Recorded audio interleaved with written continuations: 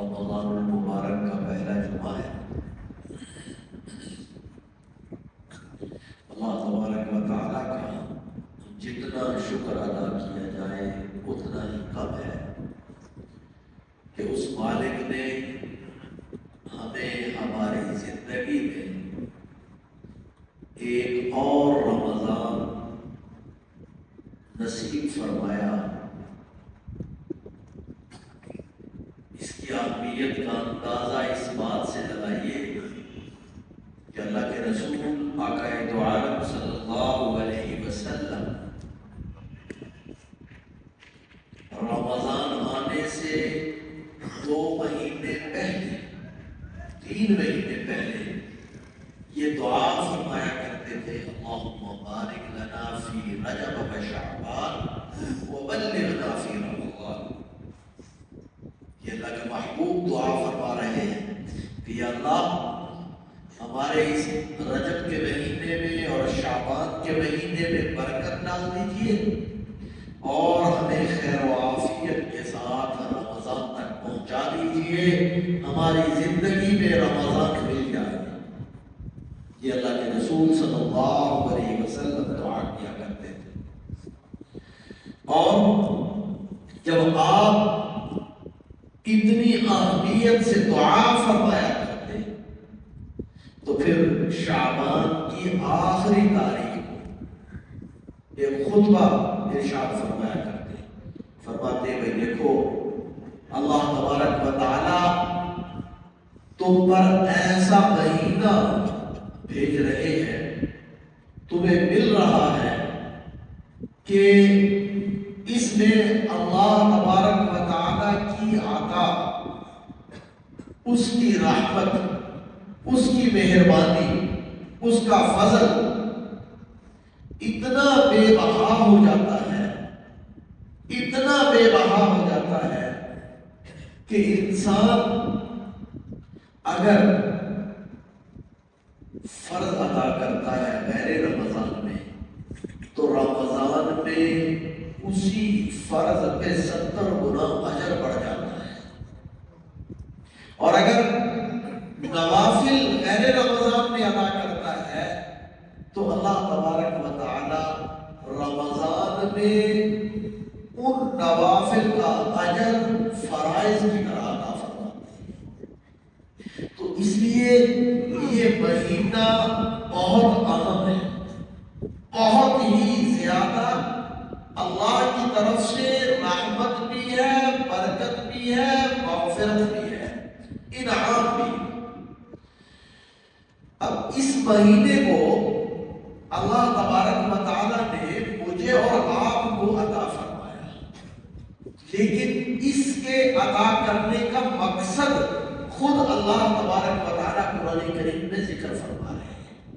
وہ یہ فرمایا یا ایھا الذین آمنوا، اے ایمان والو، کتب علیکم الصیام، تم پر روزے فرض کیے گئے، پہلی امتوں پر بھی روزے فرض کیے تھے لیکن تم پر فرض کیے گئے ہیں۔ اس کی تفصیلات میں نہیں جاتے ہیں، لیکن اللہ فرماتے ہیں کیوں فرض کیے۔ اللہ یہ فرما رہے ہیں کتب علی الذین من قبلکم لعلکم تتقون۔ اللہ تبارک و تعالی اس روزے سے میرے اندر، آپ کے اندر، ہمارے اندر تقویٰ پیدا کرنا چاہتے ہیں۔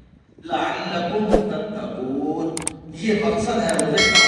خود اللہ تبارک و تعالیٰ قرآن کریم میں اس کو ذکر فرما رہے ہیں کہ بندہ جب روزہ رکھے تو اسی نظریہ اور اسی سوچ اور اسی خیال سے رکھے کہ میں نے اپنے اندر یہ تقویٰ پیدا کرنا ہے۔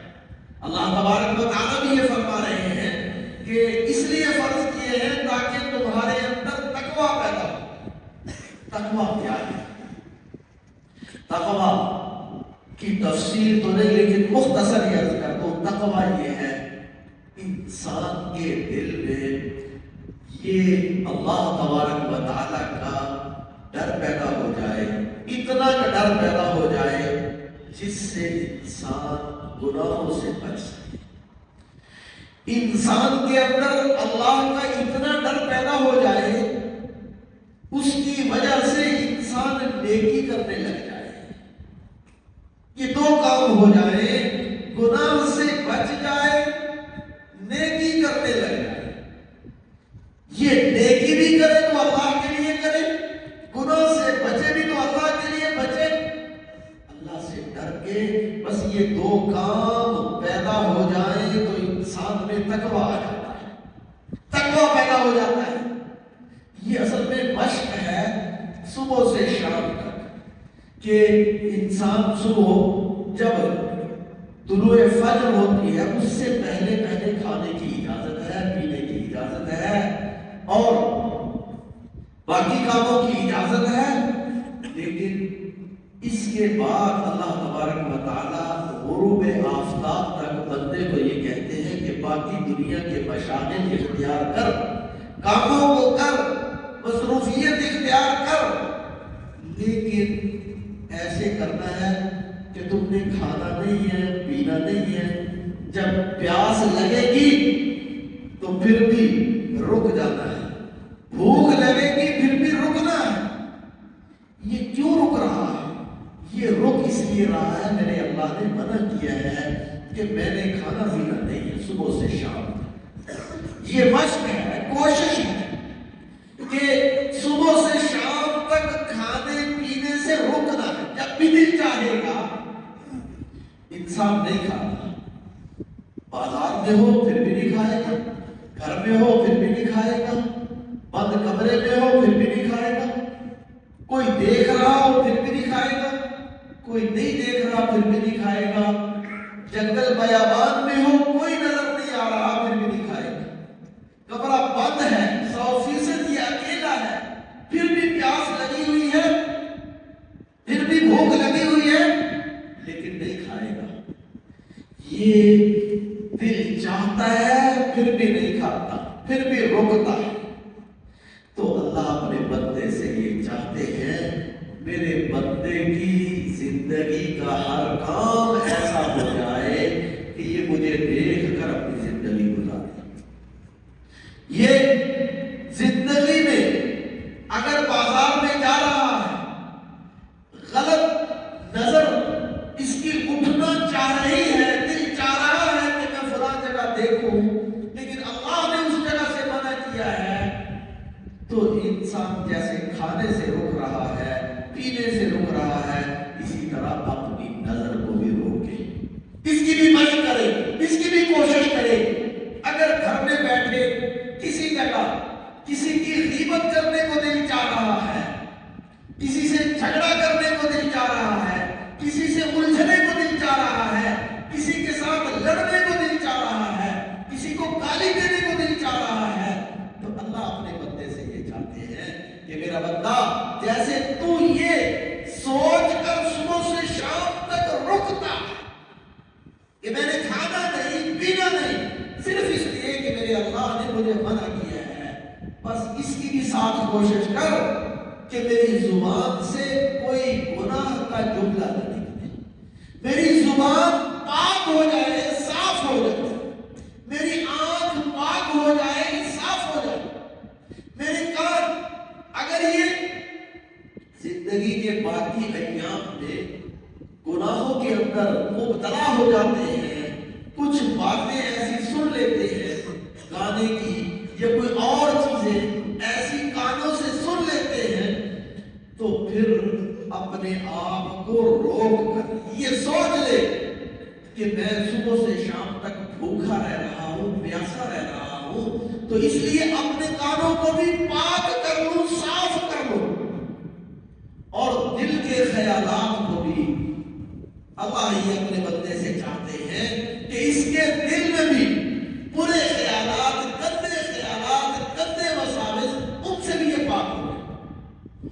تو گویا اللہ یہ فرما رہے ہیں لعلکم تتقون، یہ تقویٰ پیدا ہو جائے۔ تو تقویٰ پیدا اسی طرح ہوگا کہ میں اور آپ جب صبح سے شام تک کھانے سے پینے سے رکتے ہیں تو کوشش یہ کریں کہ ہم اپنے باقی سارے اعضاء کو، ان کو بھی اسی طرح روزے کے ساتھ رکھیں، کو بھی اسی طرح اللہ تبارک و تعالیٰ کے اس حکم کو پورا کرنے کی مشق کرتے رہے.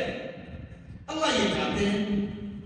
حدیث کے اندر اللہ کے رسول صلی اللہ علیہ وسلم نے ارشاد فرمایا اسی بات کو سمجھانے کے لیے کہ جو شخص صبح سے شام تک زبان سے غیبت کرتا ہے, گناہ کرتا ہے, برائی کرتا ہے, دوسرے گناہوں میں لگا رہتا ہے, اس نے روزہ رکھا ہوا ہے, اللہ کو کوئی پرواہ نہیں ہے اس کی کہ وہ کھانا چھوڑے, پینا چھوڑے, ان چیزوں کو چھوڑے, اس لیے کہ اللہ اپنے بندے سے یہ چاہتے ہیں کہ میرا بندہ پاک ہو جائے, میرا بندہ صاف ہو جائے, میرا بندہ اس کی آنکھیں بھی صاف ستھری ہو جائے, اس کے کان بھی صاف ستھرے ہو جائیں, اس کی زبان بھی صاف ستھری ہو جائے, اس کا دل بھی صاف ستھرا ہو جائے, اس کے باقی سارے اعضاء ایسے دھل جائیں, ایسے دھل جائیں. قرآن کریم میں اللہ تبارک و تعالیٰ نے جہاں روزے کا حکم دیا ہے, اللہ تبارک و تعالیٰ یہ فرماتے ہیں فمن شہد منکم الشہر فلیصم ومن کان منکم مریضا او علی سفر فعدۃ من ایام اخر یرید اللہ بکم اليسر ولا یرید بکم العسر ولتکملوا العدۃ ولتکبروا اللہ علی ما ہداکم. وہاں ایک بات اللہ فرما رہے ہیں اللہ تعالیٰ روزہ رکھو. ہاں اگر کوئی مریض ہے تو اس کے لیے احکام یہ ہے کہ وہ دوسرے دنوں میں رکھ لے, یا اگر ایسا مریض ہے کہ دوبارہ اس کی زندگی میں اس کے لیے بہتری اور صحت کے امکان نہیں ہے تو فدیہ دے دے. اور پھر آگے اللہ فرماتے ہیں یرید اللہ بکم اليسر, اللہ تو تمہیں تنگی میں تو نہیں ڈالنا چاہتے. اللہ کو کیا ملے گا تمہیں بھوکا رکھ کے, تمہیں پیاسا رکھ کے, اللہ کو کچھ نہیں ملے گا. اللہ تمہیں آسانی پیدا کرنا چاہتے ہیں تمہارے لیے. یرید اللہ لیطہرکم, اللہ تو تمہیں پاک کرنا چاہتے ہیں. وہ تو چاہتے ہیں کہ میرا بندہ صاف ہو جائے, پاک ہو جائے اور شفاف ہو جائے, اس گناہوں کی دلدل سے نکل جائے, اس گناہوں کی تہذب سے نکل جائے. تو میرے بھائی یہ رمضان اصل تقویٰ پیدا کرنے کے لیے ہے. مجھے اور آپ کو, ہم میں سے ہر ایک کو صاف کرنے کے لیے اللہ نے یہ مہینہ رکھا ہے. لیکن یہ کس طرح ہوگا؟ یہ رمضان درست گزر جائے, شروع ہے, نیت اگر درست ہو جائے, ارادہ ٹھیک ہو جائے اور میں اور آپ صحیح راستے پہ چل پڑے, اگر درست انداز سے چل پڑے تو اللہ فرماتے ہیں, اللہ کے رسول صلی اللہ علیہ وسلم فرماتے ہیں کہ جس کا رمضان ٹھیک گزر گیا, جس کا رمضان ٹھیک صاف ستھرا گزر گیا, اللہ اس کا سارا سال ٹھیک گزار دیتے ہیں. تو اس لیے یہ ضروری ہے. اللہ تقویٰ پیدا کرنا چاہتے ہیں اور تقویٰ پیدا اس طرح ہوگا. میں نے عرض کیا, ایک نے میں نے یہ کیا کہ روزہ رکھ رہے ہیں, روزہ زبان سے کھانے اور پینے کو چھوڑنا یہ بھی ایک کام ہے, لیکن اصل روزہ یہ ہے کہ کان بھی صاف ستھرے ہوں, گناہوں سے بچیں, آنکھیں بھی صاف ستھری ہوں, گناہوں سے بچیں, زبان بھی صاف ستھری ہو, گناہوں سے بچیں, دل بھی صاف ستھرا ہو, گناہوں سے بچیں. ایک تو یہ نیت کریں, آج ہی نیت کریں, میں بھی نیت کرتا ہوں, آپ بھی نیت کریں, ہم رمضان کے یہ ایام ایسے گزاریں گے کہ کسی قسم کا گناہ نہ, اپنے آپ کو گناہوں سے بچائیں. ایک تو یہ ارادہ کر لیں, یہ انشاءاللہ ارادہ کر لیا تو اللہ تعالیٰ توفیق بھی عطا فرما دیں گے. اللہ تعالیٰ بندے کے ارادے کے مطابق معاملہ فرماتے ہیں. یاد رکھیں کوئی کام بھی مشکل نہیں ہے اس دنیا میں. یہاں رہتے ہوئے خاص طور پہ جب انسان اللہ کے لیے, اللہ کے راستے کے لیے چلنے کی نیت کرتا ہے, والذین جاہدوا فینا لنہدینہم سبلنا, اللہ فرماتے ہیں میری طرف آنے کی تھوڑی سی بھی کوشش کرے بندہ, میں اس کو اپنی طرف کھینچ لیتا ہوں, میں اس کو اپنی طرف لے لیتا ہوں, کوئی مشکل نہیں. ہاں ارادہ اور نیت اور کوشش, قدم اٹھانا ضروری ہے, ہمت کرنا ضروری ہے, کوشش کرنا ضروری ہے. ہاں کوشش کریں, پھر انشاءاللہ اللہ تبارک و تعالیٰ ضرور مدد فرمائے گا, آسانی سے ہو جائے گا, زیادہ مشکل نہیں پیش آئے گی, تھوڑی سی مشقت کرنی پڑے گی, تھوڑی سی ہمت کرنی پڑے گی. ایک کام تو یہ کہ اپنے آپ کو گناہوں سے بچانے کی پوری کوشش. دوسرا جو ضروری ہے وہ یہ کہ ان دنوں میں اور ان راتوں میں اپنے آپ کو فضول کاموں سے بھی تھوڑا سا بچا لو. دنیاوی مشاغل سے اور فضول کاموں سے اپنے آپ کو بچا کر اللہ کی یاد میں وقت گزارو. جو وقت بچا ہے بہت سارا وقت میرا بھی آپ کا بھی ہم میں سے ہر ایک کا ایسے ضائع ہو جاتا ہے، ایسے ضائع ہو جاتا ہے کہ اس کو کسی گنتی میں نہیں شمار کیا. نہ وہ کسی دنیا کے کام میں لگتا ہے نہ کسی آخرت کے کام میں لگتا ہے. بیٹھے ہیں فضول بیٹھے ہیں، کوئی کام نہیں، ایسے وقت ضائع ہو رہا ہے.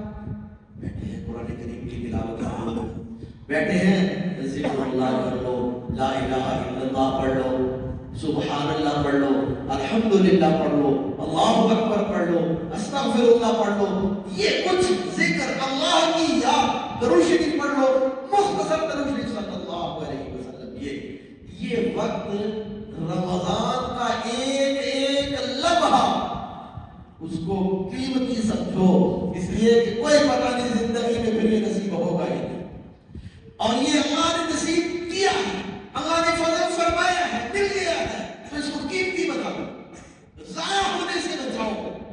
بالکل اپنے آپ کو تھوڑا سا وقت بھی کہیں مل گیا، بیٹھے ہوئے ہیں، دکان پہ بیٹھے ہیں، کاروبار پہ بیٹھے ہیں، فرصت ہے تو آپ اللہ کی یاد میں لگو، تلاوت کرو، ذکر کرو، درود شریف پڑھو، استغفار کرو، یہ کام کرو. اور تیسرا کام یہ ہے کہ نمازوں کا جماعت کے ساتھ پڑھنے کا اہتمام کرو، اور فرض نماز خاص طور پہ مسجد میں جماعت کے ساتھ اہتمام کرو.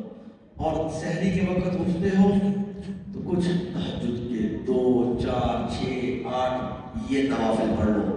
اللہ تعالیٰ یہ فرماتے ہیں کہ یہ رات کا یہ وقت ایسا ہے، یہ نفس کو مارنے کا بھی بڑا وقت ہے، نفس بھی مرتا ہے اور اللہ کی یاد بھی اس وقت بڑی ہوتی ہے، اللہ کی رحمت بھی اس وقت بہت متوجہ ہوتی ہے.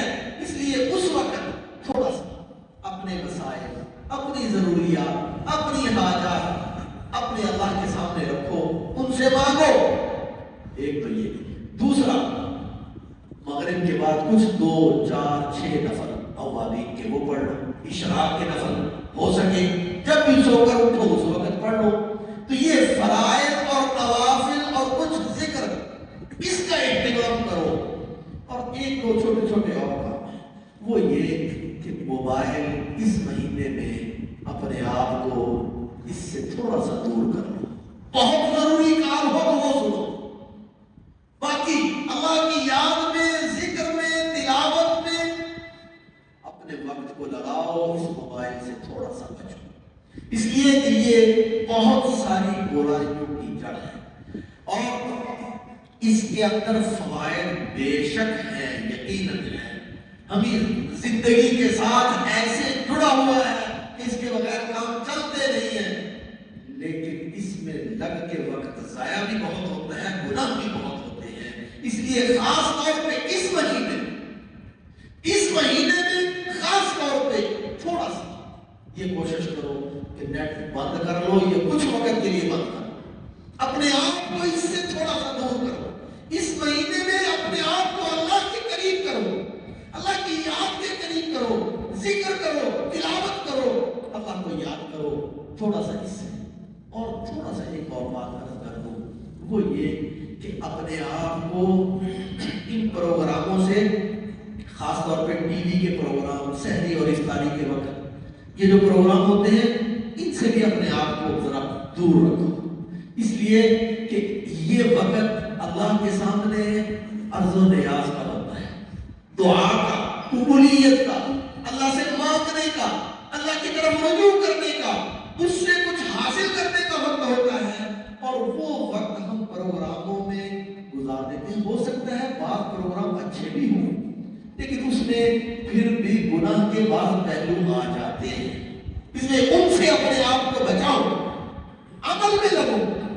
عمل میں لگیں گے، عمل کا یہ ہے کہ دعا مانگ لیں، ذکر کر لیں، تلاوت کر لیں، درود شریف پڑھ لیں، یہ عمل میں لگنا ہے. اور اگر بحث و مباحثہ سن رہے ہیں، بعض دفعہ بحث و مباحثہ کچھ بہتر بھی ہوتا ہے، لیکن وہ وقت کا زیادہ ہے، فائدہ کم ہے۔ اصل ضرورت اس بات کی ہے کہ میں اور آپ اپنے اللہ کے ساتھ اس مہینے میں تھوڑا سا قرب بڑھائیں۔ یہ میں نے قرب بڑھانے کے راستے عرض کیے ہیں، بہت مختصر اختصار کے ساتھ۔ ایک تو میں نے عرض کیا کہ اپنے آپ کو گناہوں سے بچائیں، نیکیاں کریں، تقویٰ یہ ہے۔ آنکھیں بھی پاک ہو، کان بھی پاک ہو، زبان بھی پاک ہو، دل بھی پاک ہو۔ ان کو پاک کرنے کی اس بابرکت مہینے میں کوشش کریں۔ اور دوسرا میں نے عرض کیا کہ کچھ نہ کچھ اذکار، ذکر، تلاوت اور درود شریف یہ پڑھنے کا اہتمام کریں۔